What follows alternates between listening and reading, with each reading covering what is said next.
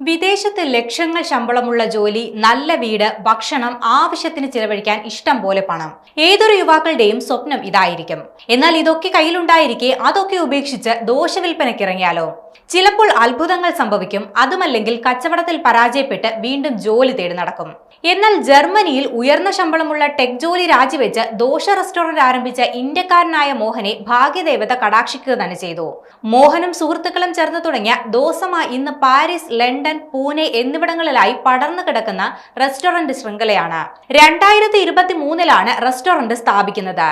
നിലവിൽ ദോസമയുടെ മാനേജിംഗ് ഡയറക്ടറാണ് മോഹൻ. സ്കോളർഷിപ്പോടെയാണ് മോഹൻ പാരീസിൽ പഠനത്തിനായി എത്തിയത്.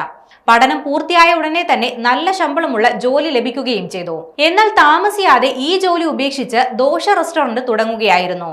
ഈ കരിയർ മാറ്റം കേൾക്കുമ്പോൾ രസകരമായി തോന്നുന്നുണ്ടെങ്കിലും വാസ്തവത്തിൽ ഈ മാറ്റത്തിലേക്ക് എത്തുക വളരെ ബുദ്ധിമുട്ടായിരുന്നുവെന്നാണ് മോഹൻ ഇൻസ്റ്റഗ്രാമിൽ പങ്കുവച്ച വീഡിയോയിൽ പറയുന്നത്.